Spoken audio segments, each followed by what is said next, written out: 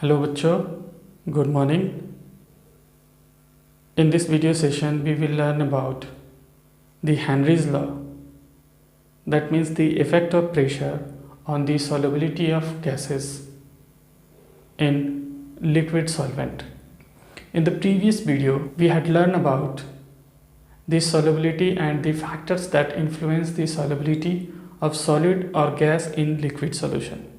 So in this video session we will learn about the special impact of pressure on the solubility of gas in liquid solvent, which is actually explained by known as Henry's law. According to Henry's law, it states that at a constant temperature, the solubility of the gas is directly proportional to the pressure of the gas. तो यहाँ पे हम लोगों को एक direct relation मिलता है. The pressure is directly related with the mass. That means the mass of the soluble gas is directly proportional to the pressure. If we increase pressure, then amount of the gas dissolved in liquid get increased. If we decrease the pressure, then amount of the gas decreased. So they have direct relation, and so we can write m equals to k into p, where k is proportionality constant. So according to this equation we can draw a graph between m and p. If we take m on y-axis, that is variable, and p is another variable on x-axis, then it gives a straight line equation y equals to mx plus c, where c is 0, that is intercept is 0. So we can draw the graph for the different gases between solubility of the gas and the pressure of the gas. Here we can see that these two curves are a straight line. So they are what? Straight line. तो यहाँ हम लोग देख रहे हैं कि Henrys law के accordingly solubility या अमाउंट ऑफ जो सॉल्यूट होता है वो डायरेक्टली प्रोपोर्शनल होता है प्रेशर के. अगर हम लोग प्रेशर को इंक्रीज करेंगे तो फिर क्या होगा? सॉल्युबिलिटी इंक्रीज होगी. अगर हम लोग प्रेशर को डिक्रीज करेंगे तो फिर क्या होगी? सॉल्युबिलिटी डिक्रीज होगी. तो इस रिलेशन से क्या हो गया? m directly proportional to p, that means p increases, m increases. तो अब यहाँ से इनके बीच रिलेशन क्या आता है? m equals to k into P, where k, जहाँ k जो है ये एक प्रोपोर्शनलिटी कांस्टेंट है. और इसके बिहाफ पे हम लोग देखते हैं कि ये जो इक्वेशन है ये एक परफेक्ट स्ट्रेट लाइन का इक्वेशन है जिसका इंटरसेप्ट जो होगा वो 0 होगा. तो हम लोग सॉल्युबिलिटी वर्सेस प्रेशर का ग्राफ ड्रॉ करते हैं दो गैसेस ऑक्सीजन और नाइट्रोजन के लिए. यहाँ पे स्लोप जो होगा इन दोनों के लिए वो क्या होगा? जो प्रोपोर्शनलिटी कांस्टेंट k है वही क्या हो जाएगा? Slope of the graph. फिर हम लोग आगे बढ़ते हैं. If we consider about a mixture of gases, यानी अब हमारे पास क्या है कि एक गैस नहीं है बल्कि बहुत सारे गैसेस हैं. हम लोग बेसिकली कंसिडर करेंगे 2 और 3. तो यहाँ हम लोग कंसिडर करते हैं we have 2 gases which is dissolve in the liquid solvent. At that condition Henry's law give the quantitative relationship between their mole fractions and their individual partial pressures. तो इस कंडीशन में हेनरीज ने क्या किया? Henrys ने relationship दे दिया कि हम लोग उस गैस के इंडिविजुअल गैस के मोल फ्रैक्शन में और उसके पार्शियल प्रेशर में रिलेशनशिप फाइंड कर सकते हैं. तो यहाँ जो स्टेटमेंट आता है वो कहता है when we have more than one mixture of the gases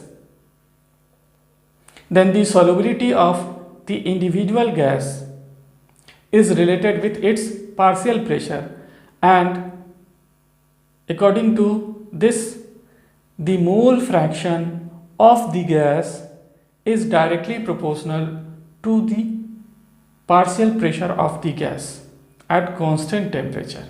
तो अब यहाँ पे क्या हो जाता है? जो अमाउंट सोल्यूबल है वो हम लोग उसके मोल फ्रैक्शन के टर्म में फाइंड करते हैं, और उस गैस का जो मोल फ्रैक्शन होता है वो डायरेक्टली प्रोपोर्शनल हो जाता है इसके पार्शियल प्रेशर के.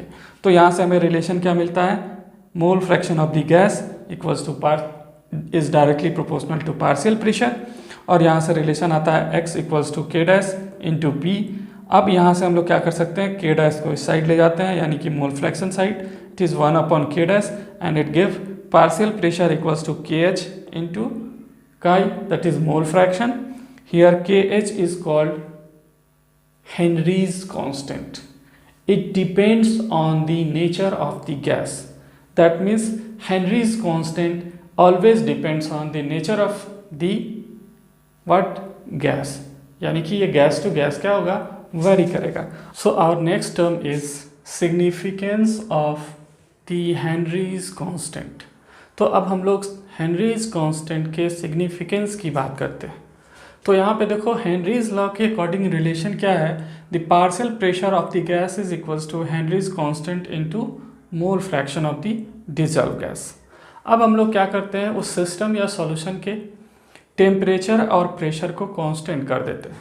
तो इस कंडीशन में क्या होगा, at a constant pressure and temperature the mole fraction of the gas is inversely related to the Henry's constant.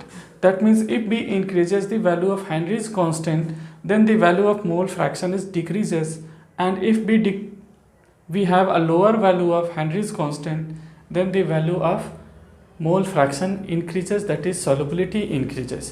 तो देखो यहाँ पे consecutive relationship क्या है कि जब हम लोग दो गैसेस को कंपेयर करते हैं तो देखते हैं कि जिस गैस के लिए हेनरीज कांस्टेंट की वैल्यू ज़्यादा है उसकी सॉल्युबिलिटी कम है, और जिस भी गैस के लिए हेनरीज कांस्टेंट की वैल्यू कम है उसकी सॉल्युबिलिटी ज़्यादा है। वो इस रिलेशनशिप से मिल रही है कि हेनरीज कांस्टेंट और मोल फ्रैक्शन और the solubility of the gas are inversely related. So here we compare about the two gases helium and hydrogen. The Henry's constant for hydrogen is lower than the Henry's constant of the helium, so the H2 is more soluble than helium. तो यहाँ पे हम लोग ये चीज़ compare कर रहे हैं, जिस भी गैस के लिए हेनरीज कांस्टेंट की वैल्यू कम होगी उसकी सॉल्युबिलिटी ज़्यादा होगी, और जिस गैस के लिए हेनरीज कांस्टेंट की वैल्यू हाई होगी उसकी सॉल्युबिलिटी क्या होगी, लो होगी। तो अब यहाँ से हम लोग आते हैं next topic, the limitation of the Henrys law. Actually Henry's law जो है ये सर्टेन लिमिट पे ही एप्लीकेबल है, यानी उस कंडीशन में ये एप्लीकेबल नहीं होगा जहाँ पे कुछ डिफरेंट कंडीशंस डेवलप हो जाए। जैसे the pressure of the gas is not too high, the first one is the pressure of the gas is not too high, that means the solubility has mattered with the pressure, but pressure is not very high. As B increases the pressure, the solubility increases, but the Henry's law is applicable only at the moderate pressure values. The temperature of the gas is not too low, it is also not too, actually at a very high pressure or at a very low temperature the gases converted into their liquid states. So the Henry's law have some different relationship, and so it do not explain about these all things. Next, the temperature of the gas is not too low. तो अगर temperature भी बहुत लो है तो उस condition में ये क्या हो जाएगा, ये एप्लीकेबल नहीं होगा। नेक्स्ट देखें, gases do not react chemically, as if the gas react chemically with the solvent then its solubility is very very high. As you may consider SO2 when it is dissolved in H2O, then it is chemically combined with H2O and form H2SO3, and so its solubility is somewhat higher. तो यहाँ पे हम लोग देख रहे हैं कि ये जो सॉल्युबिलिटी है ये चेंज हो रहा है, और चेंज होने के पीछे रीज़न क्या है कि इनकी सॉल्युबिलिटी कम या ज़्यादा तब होगी, अब मान लो कि ये जाके रिएक्ट ही कर जाए, जैसे ये SO2 है या फिर अमोनिया है NH3, ये भी H2O के साथ कंबाइन होकर के और क्या करेगा, NH4 plus and OH minus बना लेगा। तो वैसे सारे गैसेज जो सॉल्वेंट से रिएक्ट कर लेंगे उनकी सॉल्युबिलिटी अल्टीमेटली क्या हो जाएगी, हाई हो जाएगी। The next, the gas should not undergoes association or dissociation. Sometimes the gases have the nature that they combine together, they dimerize or polymerize, or they dissociated into simpler forms. That means they are ions. At that conditions, the solubility have changed. And so the Henry's law is not applicable in this conditions. तो यहाँ पे आपको ये चीज़ ध्यान रखना है कि Henry's law हम लोग तभी अप्लाई करेंगे जब प्रेशर की वैल्यू बहुत ज़्यादा नहीं हो, टेम्परेचर की वैल्यू बहुत कम नहीं हो, नेक्स्ट गैस जो है ये केमिकली रिएक्ट नहीं करे, या फिर जो गैस है वो एसोसिएशन या डिसोसिएशन में नहीं जाए, तभी हम लोग हेनरीज लॉ को अप्लाई कर सकते हैं, अदरवाइज हेनरीज लॉ एप्लीकेबल नहीं होगा। ओके, तो ये हो जाता है लिमिटेशन। अब इसके बहुत ज़्यादा इंपॉर्टेंट सिग्निफिकेंस है यानी एप्लीकेशन है, तो हम लोग देखते हैं हेनरीज लॉ के application. So next topic is application of Henry's law. Actually it is related with our so many daily life works, like to increase the solubility of CO2 in soft drinks or soda water, it's sealed under high pressure। यानी हम लोग क्या करते हैं, जैसे soda water या soft drinks हैं, Pepsi, Coca Cola etcetera, इन सब में CO2 को सोलुबल किया जाता है, CO2 को डिज़ोल्व किया जाता है। ये इनको चिल रखने में हेल्प करता है, इनको ठंडा करने में, कूलिंग करने में हेल्प करता है। तो यहाँ पे एक्चुअली क्या होता है कि जब इन गैसेस को मिक्स किया जाता है तो इस बॉटल को हाई प्रेशर पे सील किया जाता है, जिससे CO2 की सोलबिलिटी क्या हो, बढ़े, यानी वो इंक्रीज करे। नेक्स्ट है कि हाई एल्टीट्यूड पे जो लोग भी रहते हैं, तो हाई एल्टीट्यूड पे ऑक्सीजन का पार्शियल प्रेशर कम होता है, तो उनके ब्लड में ऑक्सीजन की डिफिशियंसी होती है, और ये जो डिफिशियंसी ऑक्सीजन की हो रही है ये कॉज करता है एक सिम्टम्स एनोक्सिया। एनोक्सिया जो है, इसमें होता क्या है कि वो पर्सन जो है कुछ चीज़ को अच्छे से थिंक नहीं कर पाता है, उसका थॉट जो है वो कम हो जाता है, और उसके अकॉर्डिंग उसको क्या करना है, एक्ट करना है, ये भूल जाता है। तो यहाँ पे कहता है at high altitude the pressure of oxygen is low, it leads to low concentration of O2 in blood of the people living there, so it causes anoxia that is unable to think and act properly. यानी कि उनका जो thinking है वो थोड़ा change होने लगता है, वो अच्छे से सोच नहीं पाते हैं और कोई काम भी ढंग से नहीं कर पाते हैं। ठीक है, तो ये रिलेटेड हो जाता है। एक तीसरा है, एक डिजीज़ नहीं कह सकते हैं, एक कंडीशन है जिसको बोला जाता है बेंड्स। बेंड्स में एक्चुअली होता क्या है कि जब कोई scuba divers deep sea level में जाता है, डीप सी में जाता है, तो उस समय क्या होता है, प्रेशर इंक्रीज होने लगता है, वाटर का प्रेशर और एटमॉस्फेरिक प्रेशर। तो इंक्रीज होने से सोलबिलिटी ऑफ गैसेज जो है वो इंक्रीज होती है, यानी कि ब्लड में, ब्लड कैपिलरीज में सोलबल होने लगेंगे क्या, ऑक्सीजन के साथ नाइट्रोजन भी। अब जब वो अचानक से बाहर आता है तो उस कंडीशन में क्या होता है कि वो गैस की सोलबिलिटी कम होने लगती है और वो बाहर आने लगता है। तो जब वो अचानक से बाहर आता है तो प्रेशर कम होता है, प्रेशर कम होने से वो गैसेस ब्लड कैपिलरीज से बाहर आने लगते हैं।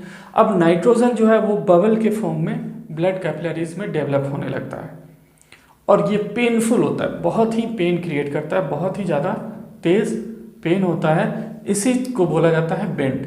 तो इससे बचने के लिए उन टैंक्स में क्या किया जाता है, हीलियम, नाइट्रोजन और ऑक्सीजन के मिक्सचर जो है फिल किए जाते हैं, जिसमें 11.7% हीलियम, 56.2% नाइट्रोजन एंड 36.1% ऑक्सीजन को मिक्स करके उसमें उनके जो ऑक्सीजन सिलेंडर या टैंक जो वो लोग यूज़ करते हैं उसमें फिल किया जाता है, जिससे वो बेंड से बच सके।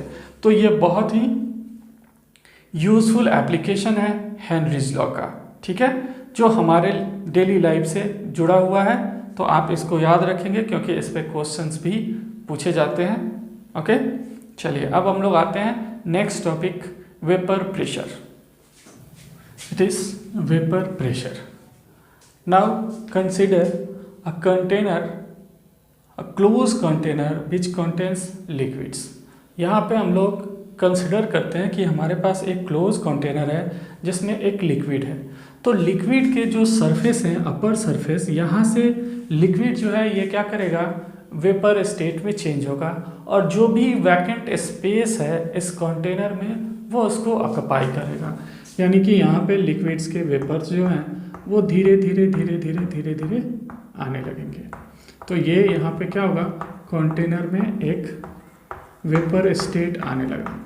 तो अब आप देख सकते हैं कि पहले इनिशियल कंडीशन में ये जो लिक्विड था ये चेंज होके जा रहा है किसमें, वेपर स्टेट में, ठीक है। तो हम लोग यहाँ पे देख सकते हैं कि rate of conversion of liquid into vapour is high due to its higher concentration. तो इनिशियली कंडीशन क्या होगा कि रेट ऑफ, अगर हम लोग देखें तो यहाँ पे हमारे पास रेट है और यहाँ पे हम लोग टाइम के साथ इसका ग्राफ देखते हैं। तो हमारे पास सिचुएशन क्या हो गया कि पहले हाई है और ये ग्रेजुअली डिक्रीज होता जाएगा धीरे धीरे धीरे धीरे जैसे जैसे लिक्विड का कंसंट्रेशन कम होगा। फिर हम लोग देखें फर्दर स्टेप में तो क्या होगा कि जो वेपर है वो भी कुछ टाइम के बाद लिक्विड में कन्वर्ट होगा, यानी कि ये फिर से कंडेंस्ड होकर के लिक्विड स्टेट में चेंज होगा due to its gravitational pull कह सकते हैं, या फिर कह सकते हैं कि ये लिक्विड के इंट्रैक्शन के कारण नीचे आ रहा है और ये लिक्विड स्टेट में चेंज हो रहा है, कन्वर्ट हो रहा है। तो अब यहाँ पे क्या होगा कि the rate of conversion of vapour into liquid is gradually increases. तो ये अब धीरे धीरे क्या होगा, ये इंक्रीज करेगा और ये इंक्रीज करके इंक्रीज होता जाएगा।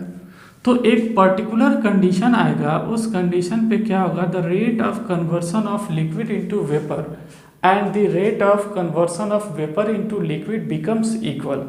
This is known as equilibrium condition. तो यहाँ पे हम लोग देखें तो हमारा लिक्विड जो है, लिक्विड कन्वर्ट हो रहा है वेपर में और फिर वेपर जो है ये कन्वर्ट हो रहा है लिक्विड स्टेट में। तो अब यहाँ से कंडीशन क्या हो गया कि यहाँ पे हमारा मिल गया स्टेट ऑफ इक्विलिब्रियम। तो यहाँ पे हम लोग इसको क्या बोल रहे हैं, तो ये है हमारा रेट ऑफ इवेपोरेशन और इसको हम लोग क्या बोल रहे हैं, rate of condensation.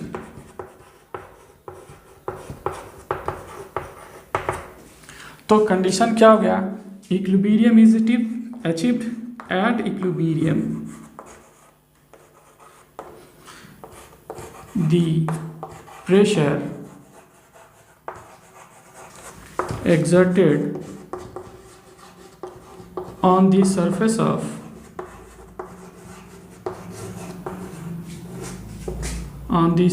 of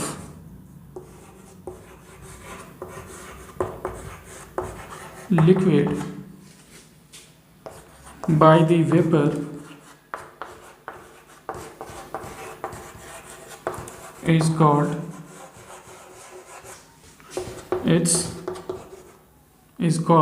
vapor pressure और its vapour pressure.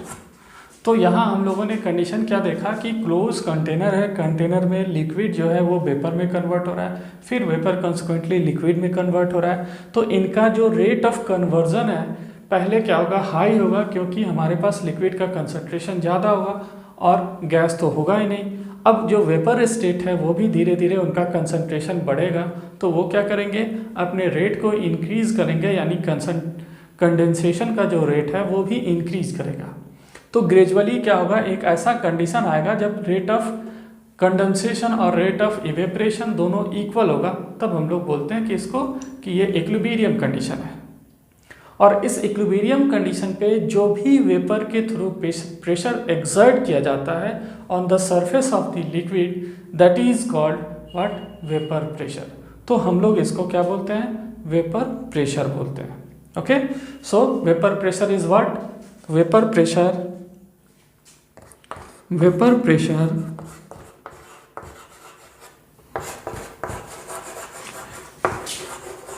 is the pressure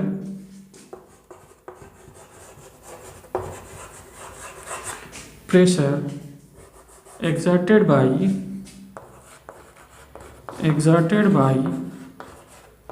vapor on the liquid surface liquid surface at equilibrium. तो जब इक्विलिब्रियम कंडीशन होता है तो वेपर के थ्रू जो प्रेशर एग्जर्ट होता है लिक्विड के सरफेस पे, इसको हम लोग बोलते हैं वेपर प्रेशर। और इसका की रोल क्या है, एक्चुअली लिक्विड लिक्विड सॉल्यूशन के रिलेशंस के अकॉर्डिंग हेनरीज लॉ का स्पेशल कंडीशन आया या स्पेशल लॉ आया जिसको रॉल्स ने प्रपोज किया, इसलिए इसको हम लोग बोलते हैं रॉल्स लॉ। तो हम लोग आगे डिस्कस करेंगे रॉल्स लॉ क्या होता है, कैसे होता है, ठीक है। Now considered about the binary solution. अब आप बाइनरी सॉल्यूशन को कंसिडर कीजिए। तो बाइनरी सॉल्यूशन में क्या हो सकता है, binary solution it is formed by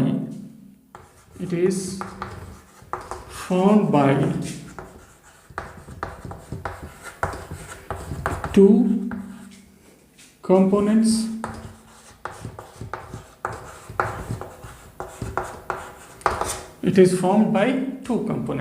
that means we mix solute A into solvent B and we form what, a solution. So here we have two condition, the condition 1, that is case 1। अब यहाँ पे हम लोग क्या करते हैं, हम लोग सोल्यूट और सॉल्वेंट दोनों को मानते हैं कि दोनों क्या है, वोलेटाइल है। In this case if the solute and solvent both are volatile। अब देखो वोलाटाइल कंडीशन का मतलब क्या हुआ, वोलाटाइल का मतलब कि सॉलिड या लिक्विड कुछ भी हो, ये जो है इनका बॉइलिंग पॉइंट वो बहुत जल्दी अचीव हो जाता है, यानी कि ये आसानी से गैसेस स्टेट में लो टेम्परेचर पे ही कन्वर्ट हो जाते हैं। तो इनको हम लोग बोलते हैं कि ये क्या है, वोलेटाइल है। तो यहाँ पे जो हम लोग सॉल्यूशन प्रिपेयर कर रहे हैं केस 1 में, यहाँ पे सॉल्यूट और सॉल्वेंट दोनों वोलेटाइल है। तो अगर हम लोग फिर से कंसिडर करें तो हमारे पास जो क्लोज कंटेनर होगा, इस कंटेनर में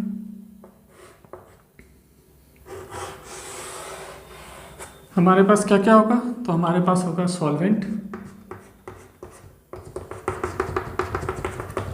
और इस सॉल्वेंट में हम लोगों ने डिज़ोल्व कर रखा है किसको, तो सॉल्यूट को। तो सॉल्यूट भी होगा।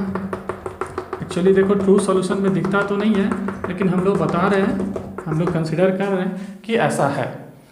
तो अब ये दोनों वोलेटाइल है, that means the both get converted into what, into vapour phase. तो अब क्या होगा कि यहाँ पे वेपर होगा किसका, सॉल्यूट का, और क्या होगा, और वेपर होगा सॉल्वेंट का, यानी कि ये दोनों के वेपर्स अवेलेबल होंगे। तो अब देखो अब क्या होगा, दी वेपर प्रेशर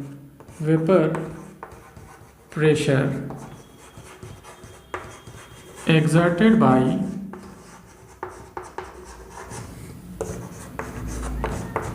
the solution। अब देखो यहाँ पे ये तो सॉल्यूशन का वेपर प्रेशर है, तो हम लोग इसको लिख सकते हैं कि टोटल प्रेशर, और ये क्या होगा, तो ये होगा इन दोनों के पार्शियल प्रेशर्स के सम के, that means the partial pressure of A plus partial pressure of B, that means solvent plus solute. क्योंकि यहाँ पे जो वेपर फेज है ये क्या कर रहा है, the vapour phase of the solution contains both but solute and solvent. तो यहाँ पे हम लोग लिख सकते हैं the vapour of solution contains both vapor of solute and vapor of solvent।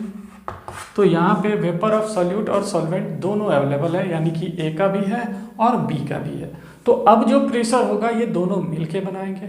और हम लोग Dalton's law of partial pressure जानते हैं, at a similar condition of temperature और at a constant temperature the pressure exerted by all non-reacting gases is equal to the sum of their individual partial pressures। यानी कि यहाँ पे जो pressure ये दोनों मिल करके एग्जर्ट करेंगे वो क्या होगा, वो उनके इंडिविजुअल पार्शियल प्रेशर्स के सम के इक्वल होगा। तो इसीलिए हम लोगों ने क्या कर दिया, लिख दिया partial pressure of A plus partial pressure of B. Okay, और ये दोनों का सम क्या होगा, टोटल प्रेशर होगा, या फिर हम लोग इसको बोल सकते हैं pressure of what, solution. Okay, तो ये दोनों के सम के इक्वल हो गया। तो हम लोग इस सॉल्यूशन पे अब देखेंगे इससे रिलेटेड लॉ। यहाँ पे राउल्ट्स लॉ आता है, तो देखिए राउल्ट्स लॉ, राउल्ट्स लॉ कि ये क्या कहता है, इसका statement, according to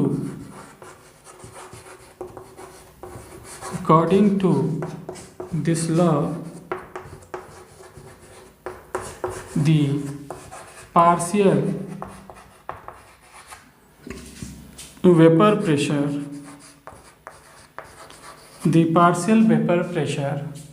of each component of the solution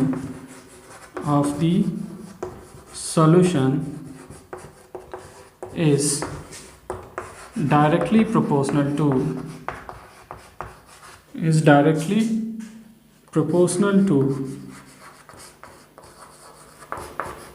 the mole fraction of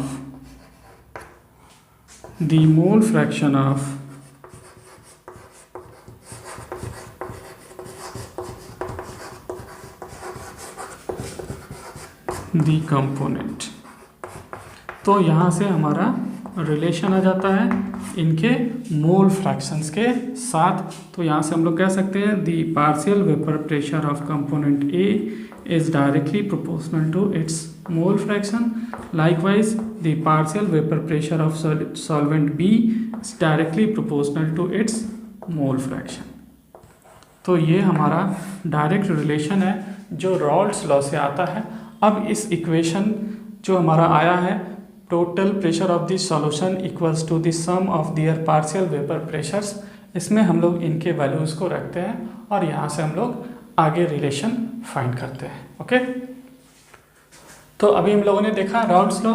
तो इसके अकॉर्डिंग क्या है, the partial vapour pressure of the solute is directly proportional to its mole fraction and the partial vapour pressure of the solvent is directly proportional to its what, mole fraction.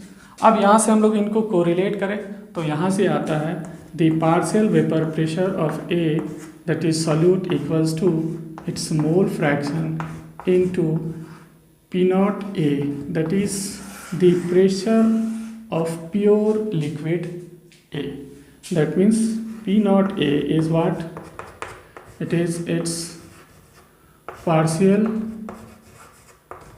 Vapour pressure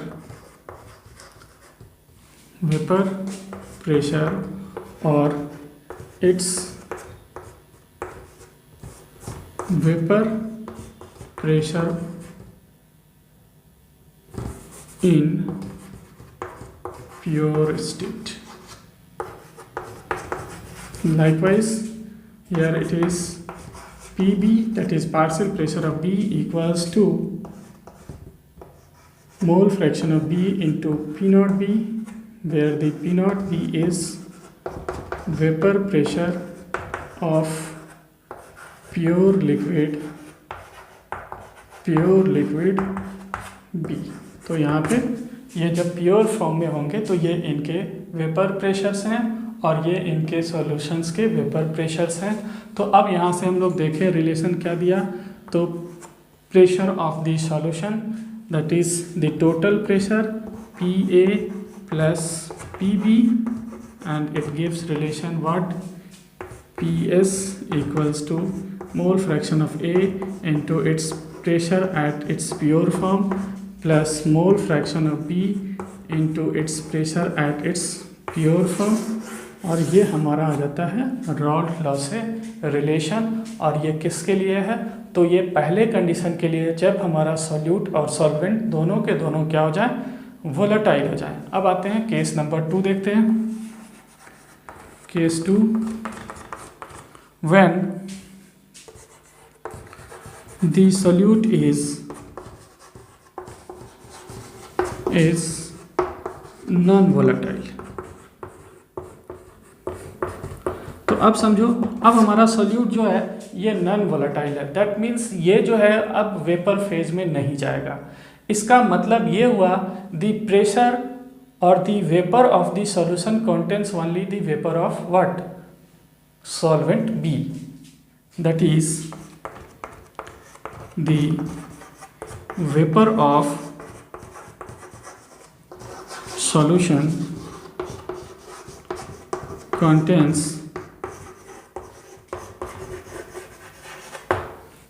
only vapors of solvent B. That means PB is mole fraction of B into P naught B, while PA, that is partial vapor pressure of A, that is solute, is 0। क्योंकि ये हमारा non volatile है तो अब इसका contribution क्या होगा, उसमें नहीं होगा, 0 होगा। तो अब यहाँ से देखें तो हमारा क्या देगा, the pressure of S, that is solution, is what? PB, that is pressure exerted by B। और रॉल्ट लॉ से हमारा रिलेशन क्या है? It is mole fraction of B into P not B। तो हम लोग यहाँ से रॉल्ट लॉ से ये रिलेशन फाइंड कर लेते हैं। Now since it is a binary solution, ये हमारा क्या है? बाइनरी सॉल्यूशन है। तो बाइनरी सॉल्यूशन है तो हम लोग क्या जानते हैं? Mole fraction of A plus mole fraction of B equals to 1। तो हम लोग क्या कर सकते हैं, इसको पुट कर सकते हैं इन वैल्यूज़ में। तो हम लोग लिख सकते हैं the mole fraction of B is what? 1 minus the mole fraction of A। अब इसको हम लोग क्या करते हैं, इस इक्वेशन में B की जगह पे पुट करते हैं। तो आप देखिए क्या देगा, PS, that is pressure of solution, 1 minus mole fraction of non volatile solute A into pressure of pure form of liquid B। तो ये हमारा रिलेशन हो गया। अब इसको हम लोग फर्दर इलेबोरेट करके देखते हैं कि ये क्या रिलेशन देता है। ओके, तो इसको नोट कीजिए, फिर आगे बढ़ते हैं। तो हमने देखा relation between pressure of the solution into 1 minus the mole fraction of the non volatile solute into the pressure when liquid, that is solvent, is in its pure form. तो ये रिलेशन देखा हम लोगों ने, जो कहाँ से आया था, तो ये हमें मिला था जब हम लोगों ने सॉल्यूशन प्रिपेयर किया नॉन वोलेटाइल सॉल्यूट का वोलेटाइल सॉल्वेंट में। तो ये हमें क्या मिला, रिलेशन। अब इस रिलेशन को फर्दर आप क्या कीजिए, इसको ब्रेक कीजिए, तो आपको क्या मिलेगा, P not B minus mole fraction of A into P not B equals to PS। अब चेंज कीजिए, इस टर्म को आप इधर ले जाइए और इनको इस साइड ले आइए। तो इनके क्या होंगे, जो साइन है, नेचर है, वो चेंज होंगे। तो ये हमें क्या देगा, XA, that is mole fraction of A into P not B minus PS। And so अब इसको हमें यहाँ ले जाके डिवाइड करना है, P not B minus PS divided by P not B equals to mole fraction of A। तो ये हमारा रिलेशन आया, जिसको हम लोग बोलते हैं relative lowering of vapour pressure. This relation is known as what, relative lowering of vapour pressure. तो यहाँ देखिए, यहाँ पे एक्चुअली क्या हुआ कि हमारे पास जब ये लिक्विड प्योर फॉर्म में था, इसमें कुछ भी डिजॉल्व नहीं था, तो हमारे पास ये कंडीशन था। अब इसमें हम लोगों ने एक सॉल्यूट मिक्स किया, सॉल्यूट जो नॉन वोलेटाइल है, यानी जो वेपर फेज में नहीं जा रहा है, तब इसका वेपर प्रेशर जो है वो डिक्रीज हो रहा है। ठीक है, तो इसको हम लोग बोलते हैं क्या, लोअरिंग ऑफ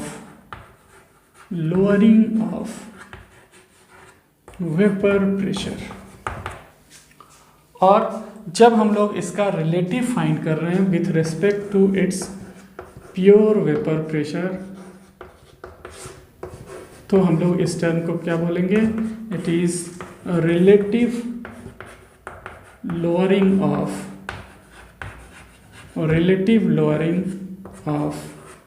वेपर प्रेशर। तो इसको हम लोग बोलते हैं relative lowering of vapour pressure. तो अब देखिए इन दोनों से हमारा रिलेशन आया, तो हम लोग रॉड्स लॉ को ये कह सकते हैं कि when a non volatile solute is dissolve in a solution in a volatile solvent, then the relative lowering of vapor pressure is equals to the mole fraction of the non-volatile solute। तो यहाँ पे हमें ये relation मिला। इस relation से हम लोग ये कह सकते हैं Rawls law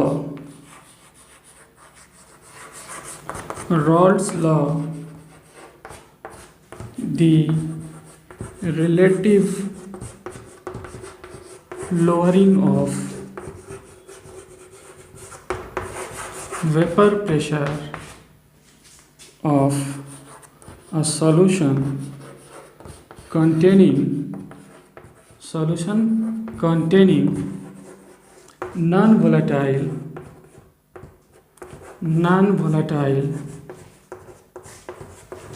solute is equals to the mole fraction